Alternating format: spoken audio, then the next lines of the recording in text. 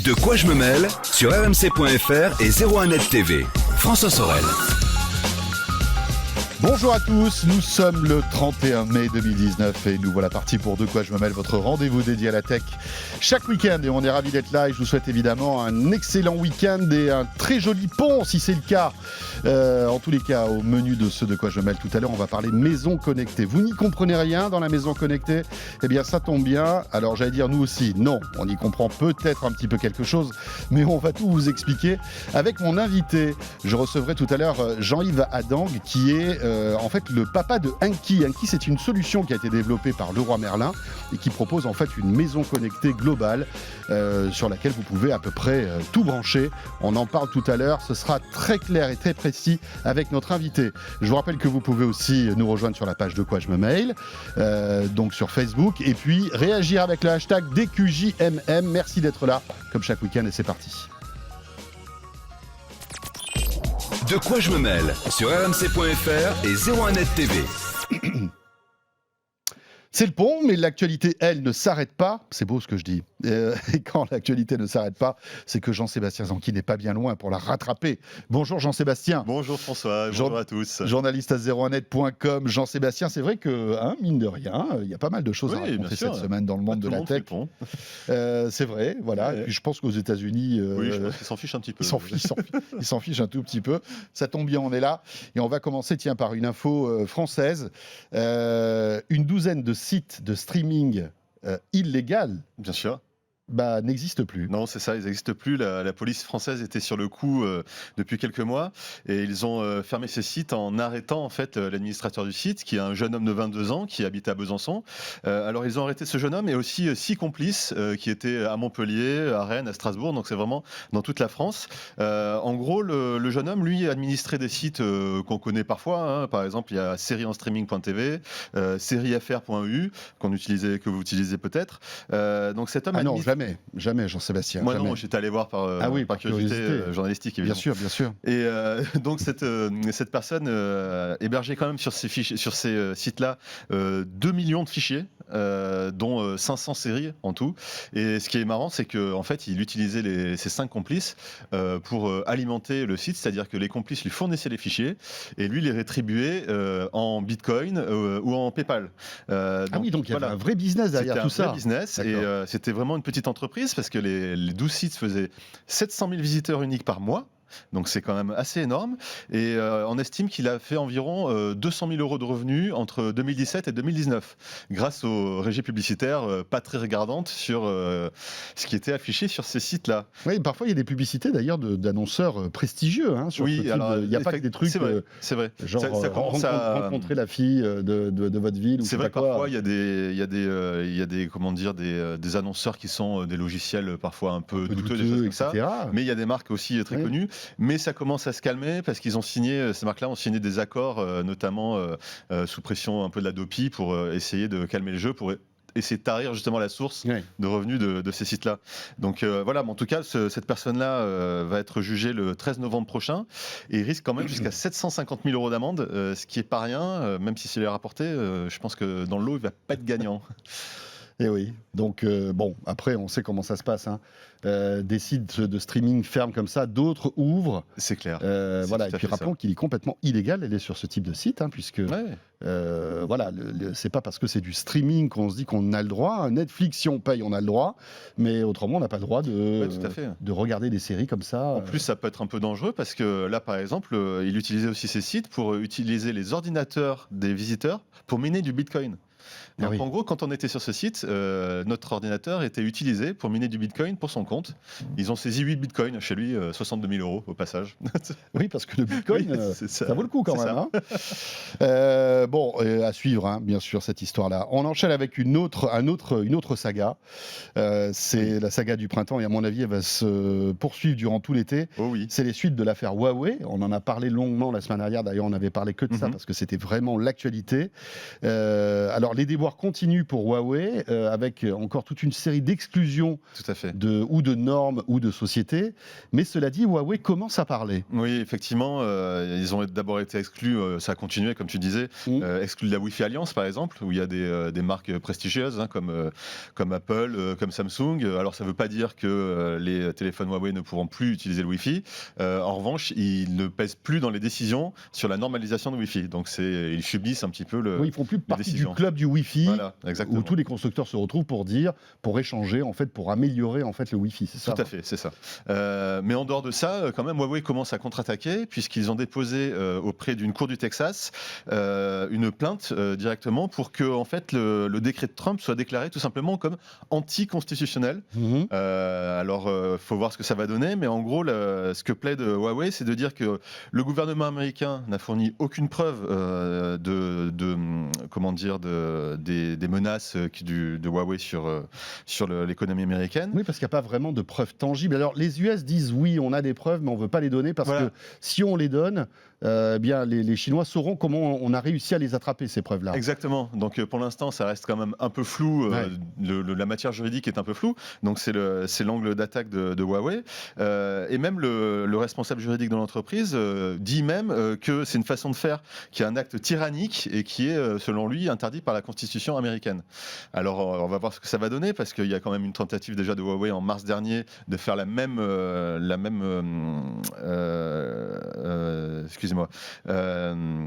faire la même plainte, excusez-moi, ça va sortir, hein. Oui, ça va sortir. De faire la même plainte contre. C'est Donald Trump qui a pris ton corps pendant quelques secondes. Ça arrive, hein. Ça arrive. Je peux l'imiter si vous voulez, mais ça sera pas terrible. Donc ils avaient déjà déposé une Trump, oui, bien sûr. Ils avaient déjà déposé une plainte contre le gouvernement américain sur la 5G, parce qu'on sait qu'ils ont été exclus des offres, des appels d'offres sur la 5G, mais ça n'avait rien donné. Donc a priori, cette plainte est un petit peu vouée à l'échec, mais en tout cas, elle est bien là, et c'est une manière de Huawei de dire qu'ils ne font pas rien, évidemment, contre cette plainte-là. Tu peux dire maintenant, ça y est, je me suis trumpé. Je me suis trumpé, tout à fait.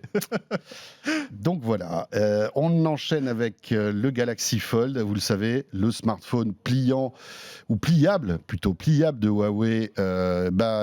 Écoutez, n'en finit pas de ne pas sortir, en fait.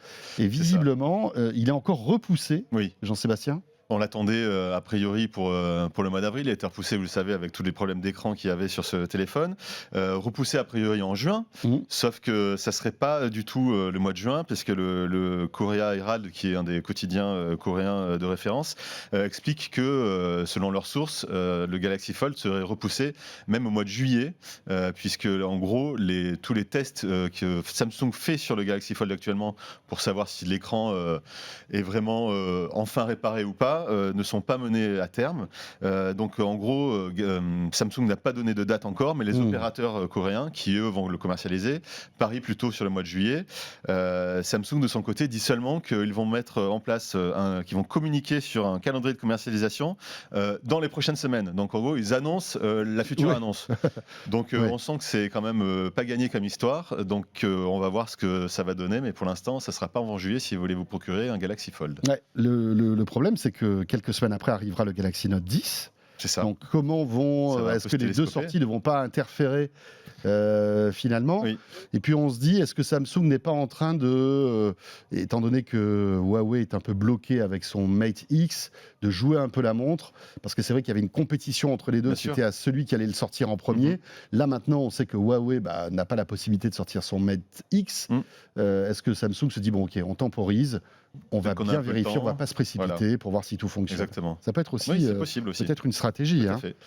On verra bien ce qui va se passer. On va parler d'iPod maintenant, parce que contre toute attente, alors il y avait des rumeurs ces derniers temps, comme quoi Apple allait sortir peut-être de ses tiroirs un nouvel iPod. Eh bien ça y est, ça a été officialisé cette semaine, un peu en catimini. Il n'y a pas eu trop de tintamarre autour de ça. Apple a un petit peu l'habitude dernièrement de faire des mises à jour produits tranquillement dans son coin sur leur site, effectivement. Mais là, ça faisait un moment qu'on n'avait pas eu une nouvelle de l'iPod. Ça faisait presque 2 ans. La dernière mise à jour remontait à juillet 2017. Donc c'est quand même une bonne nouvelle pour ceux qui adorent ce produit. produit qui est quand même un petit peu bizarre dans la gamme d'Apple, mais bon, il existe en tout cas. La grosse nouveauté, c'est que le processeur en fait a été remplacé. Jusqu'à présent, c'était l'A8 qui était quand même un SoC un petit peu vieillissant. Là, pour l'instant, maintenant, c'est l'A10 Fusion qui a été intégré. C'est l'A10 Fusion pour indiquer un petit peu, c'est la puce qu'il y a dans l'iPhone 7 et aussi dans l'iPad 2018 qui est actuellement en gamme, donc l'iPad d'entrée de gamme. Donc c'est une puce qui fonctionne tout à fait bien. Oui, enfin qui date pas d'hier. Quoi. Non. Enfin, c'est une puce qui a quelques années quand même maintenant. Qui a quelques années, mais qui est tout à fait valable. Toujours valable. Qui a un processeur aussi graphique, je crois, oui, qui accélère en fait les jeux. Et qui va permettre justement quelques nouvelles fonctionnalités sur l'iPod Touch, notamment toutes les fonctionnalités de réalité augmentée qui sont arrivées dans les iPhones il y a depuis 2-3 ans. Et aussi le FaceTime à plusieurs correspondants. On sait que c'est quelque chose qui est arrivé dans iOS 12 également et qui sera maintenant possible avec l'iPod Touch. Donc ça remet un petit peu au goût du jour matériellement et logiciellement, puisque le matériel permet de nouvelles fonctions logicielles. Bon, voilà, un nouvel iPod. Voilà, c'est pas toi qui s'adresse ce type de produit, peut-être aux ados, aux jeunes enfants qui n'ont pas encore d'iPhone et qui veulent peut-être un iPod. Tout à fait, les parents peuvent, au lieu de leur acheter un iPhone, se dire avec l'iPod Touch, on a peut-être un petit peu plus de maîtrise parce qu'il n'y a que du Wi-Fi, il n'y a pas du réseau. Donc si on veut contrôler l'accès Wi-Fi, on sait que chez nous à la maison, on peut restreindre l'accès. Donc voilà, ça peut être une solution effectivement pour les jeunes enfants. On a donné les prix, Jean-Sébastien? Alors on n'a pas donné les prix. Il y a 3 modèles. Le 32 Go qui va coûter 249 €, le 128 Go qui va coûter 359 €, et petite nouveauté, il y a une 3e version, 256 Go, qui sera lui à 469 €. Donc ça en fait quand même le device iOS le moins cher de la gamme. Donc c'est aussi un point d'entrée vers les fonctionnalités d'iOS. Finalement, ça devient une petite console de jeu. Alors il faut aimer le tactile, parce que c'est vrai que c'est pas une Switch quand même. Mais une offre de jeu qui est quand même valable sur l'App Store. Donc hyper intéressante. Avec la nouvelle offre arcade qui arrive aussi. Et voilà, avec la nouvelle offre arcade qui va arriver, c'est clair. On s'intéresse maintenant à ce vieux PC portable qui a été vendu une fortune. Oui. Pour une raison qui est quand même assez étonnante, Jean-Sébastien. Voilà, je ne sais pas si tu serais prêt à acheter un vieux PC Samsung de 2008. Je rêverais de ça. Voilà, avec un bon Pentium. Qui est en plus bourré de malware. Ah, ça c'est cool. Voilà, et à un prix qui est quand même assez abordable puisque c'est seulement 1,3 million de dollars. Donc voilà, on se demande un petit peu qu'est-ce qui est passé par la tête de cette vente aux enchères. En fait, ce PC, c'est une espèce d'œuvre d'art qui a été conçue par un artiste chinois qui s'appelle Guo Odong. Et en fait, voilà, tout à fait. Il est blindé de virus, parmi certains les plus connus de l'histoire. Et en gros, il y a I Love You qui était un gros virus début 2000. Il y a aussi un ransomware WannaCry, vous avez entendu parler il y a quelques temps.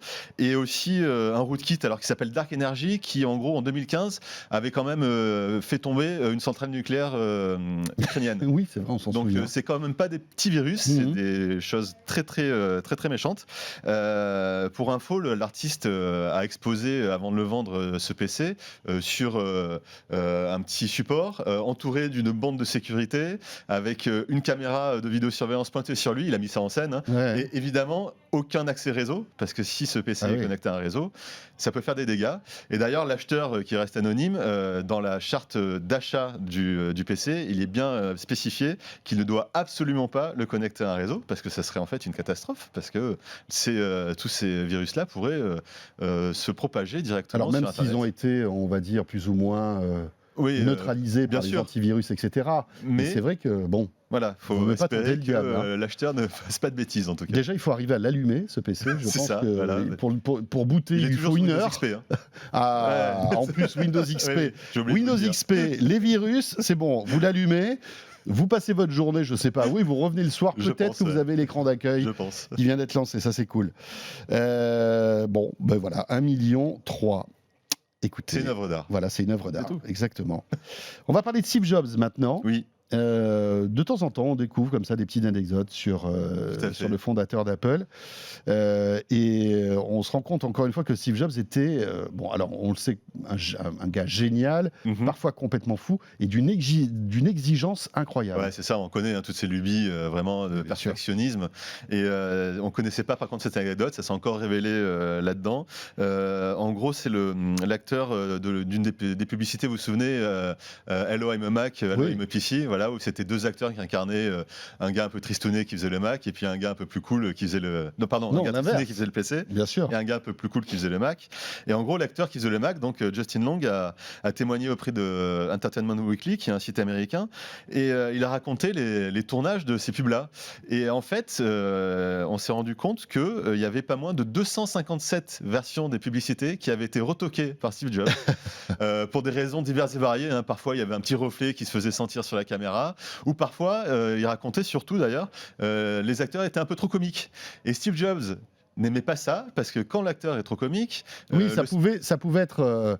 interprété d'une autre manière. Voilà, il fallait que ce soit drôle, véritable. Voilà, mais si l'acteur était trop comique, Steve Jobs avait peur que les gens soient détournés de la vraie nature de la publicité, à savoir le produit, à savoir le Mac. Donc il voulait pas que ça devienne des sketchs, il voulait que ça reste des publicités marrantes, mais que ça prenne pas vraiment le pas sur la marque Apple. Tiens, si vous êtes avec nous en vidéo d'ailleurs, vous la voyez cette pub. Ouais, il y en avait vraiment le gars avec le costume un peu très très marrante, couleur cacadois, et l'autre à la cool avec son hoodies et son t-shirt. Ouais, c'est ça. Il avait un petit look. Sans le son, déjà, on voit qui était cool et celui qui ne l'était pas. Il avait limite un petit look Mark Zuckerberg d'ailleurs, avec son petit hoodie là. C'est ça. C'est un peu ça.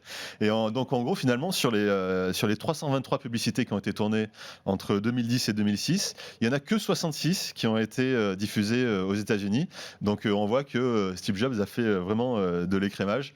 Et puis bon, je vous invite à aller regarder quelques-unes sur YouTube. Il y en a plein et vous verrez, c'était quand même assez marrant, cette petite guéguerre PC Mac qui a fait quand même les beaux jours de l'informatique. Voilà, encore une fois, une petite anecdote qui montre l'exigence de Steve Jobs, et c'était comme ça pour tout, évidemment, pour tout, et pour les produits. Le design, Est-ce que c'est encore comme ça chez Apple ? Je pense quand même qu'il y a certaines choses...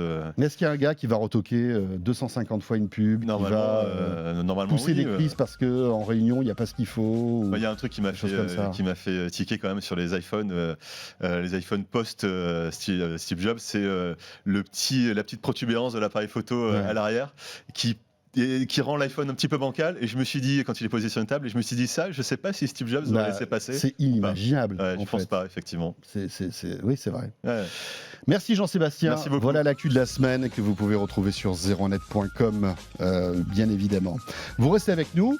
La suite de ce De quoi je me mêle, alors en version audio, vous n'avez rien à faire. Ce sera notre interview de Pierre-Yves Adam, qui est le patron de Enki.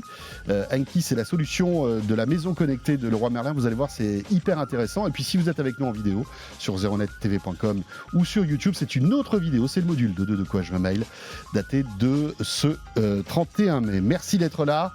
À tout de suite donc. De quoi je me mêle sur rmc.fr et 01net TV.